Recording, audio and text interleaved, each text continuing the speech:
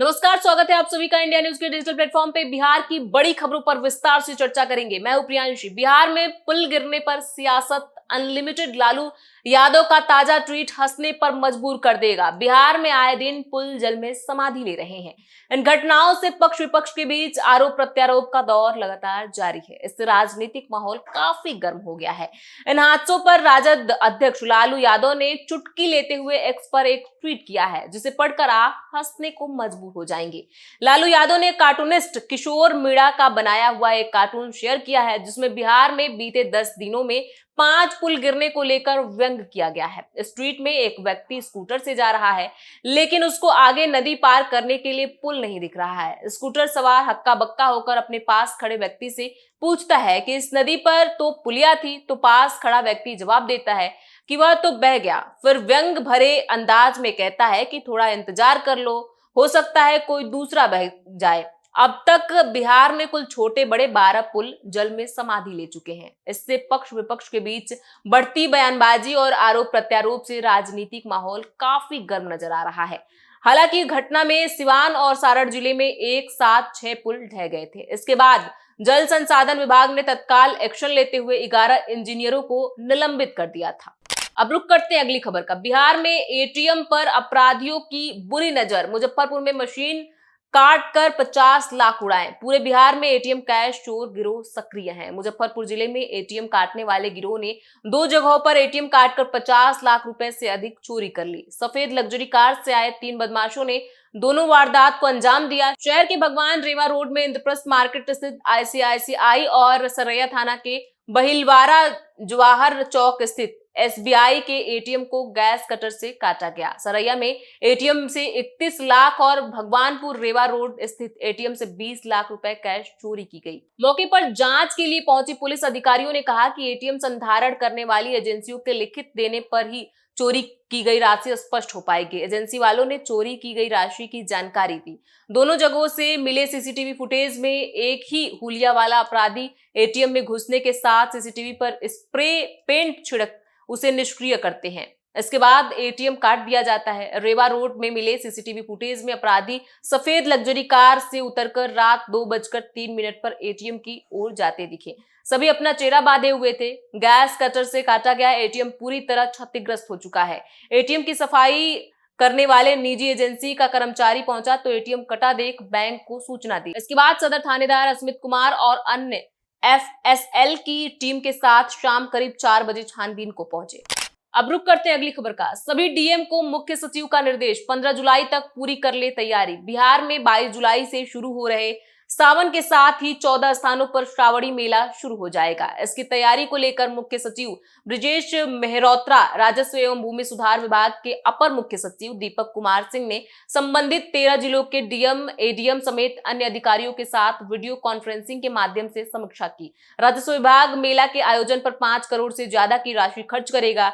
सावन महीने में शिव भक्त दूर से पवित्र गंगा जल लाकर भगवान भोलेनाथ का जलाभिषेक करते हैं। मुख्य सचिवालय के सभागार में शुक्रवार को आयोजित इस बैठक में सभी जिलों को तमाम मूलभूत नागरिक सुविधाओं का विकास करने के साथ साथ सुरक्षा, सफाई समेत अन्य सभी बातों का खासतौर से ध्यान रखने के लिए कहा गया है। सभी जिलों को श्रावणी मेला से संबंधित पूरी तैयारी कर लेने के लिए 15 जुलाई तक पूरी कर लेने का निर्देश दिया गया है। मेला के दौरान किसी तरह की भगदड़ नहीं हो। नदी घाटों पर हताहत की स्थिति से बचने के लिए एनडीआरएफ और एसडीआरएफ की टीमों को हमेशा तैनात करने समेत अन्य जरूरी निर्देश मुख्य सचिव ने सभी संबंधित जिलों में दे दिया है। इनके आसपास के जिलों को भी सतर्क रहने के लिए कहा गया है, ताकि कांवरियों को रास्ते में किसी तरह की कोई असुविधा ना हो। अब रुक करते हैं अगली खबर का। बिहार में जन्मे कनिष्क नारायण कौन है? ब्रिटेन में कीर स्टारमर की लेबर पार्टी से चुनाव जीतकर सांसद बने हैं। ब्रिटेन में हुए आम चुनाव में भारतीय मूल के कई नेताओं ने चुनाव जीता है। इसमें कनिष्क नारायण का नाम भी प्रमुख है। कनिष्क का जन्म बिहार के मुजफ्फरपुर में हुआ था। लीची नगरी के लाल ने 7 समंदर पार विदेशी धरती पर मुजफ्फरपुर का सिर गर्व से ऊंचा कर दिया है। ब्रिटेन के संसदीय चुनाव में 33 वर्षीय कनिष्क नारायण ने नए प्रधानमंत्री क्यू स्टारमर की लेबर पार्टी से जीत हासिल की है। वे वेल्स के पहले अल्पसंख्यक सांसद बन चुके हैं। कनिष्क नारायण का परिवार मुजफ्फरपुर के दामुचक मोहल्ले के सौंधो हाउस में रहता है। उनके बड़े papa Jayant Kumar SKJ law college Ganipur के निर्देशक और चचेरे बहन बर्फी और रॉकस्टार फेम बॉलीवुड की जानी मानी अभिनेत्री श्रेया नारायण है। जयंत ने बताया कि कनिष्क की प्रारंभिक पढ़ाई मुजफ्फरपुर के प्रभात तारा स्कूल में हुई। 4 साल की उम्र में कनिष्क अपनी मां चेतना सिन्हा और पिता संतोष कुमार के साथ दिल्ली चले गए। वहां उन्होंने एपीजे स्कूल से हाई स्कूल तक की पढ़ाई की। जबकि कनिष्क 12 साल के थे, उनके माता पिता अपने बच्चे के साथ इंग्लैंड के वेल्स चले गए। चेतना एवं संतोष वेल्स की कार्डिफ में सिलिसिटर हैं। कनिष्क ने ऑक्सफोर्ड और स्टैनफोर्ड जैसे महाविद्यालयों में पढ़ाई की। वहां पे उन्होंने फिलॉसफी, पॉलिटिक्स और इकोनॉमिक्स के अलावा बिजनेस में मास्टर्स डिग्री हासिल करने के बाद सिविल सेवक रह चुके हैं। वे वर्तमान में इंग्लैंड के बैरी में रहते हैं और राजनेता बनने से पहले गवर्नमेंट एडवाइजिंग मंत्रालय में पब्लिक पॉलिसिंग पर काम करते थे। उन्होंने यूरोप और यूएस में कई नौकरियां की। जब डेविड कैमरून ब्रिटेन के प्रधानमंत्री थे तो कनिष्क ने उनके आर्थिक सलाहकार के तौर पर भी काम किया था। अब रुक करते हैं अगली खबर का। विनोद तावड़े बने रहेंगे बिहार के बीजेपी प्रभारी। विनोद तावड़े बिहार भाजपा के प्रभारी बने रहेंगे, जबकि लोकसभा चुनाव में सह प्रभारी बनाए गए दीपक प्रकाश को पार्टी ने सह प्रभारी बनाया है।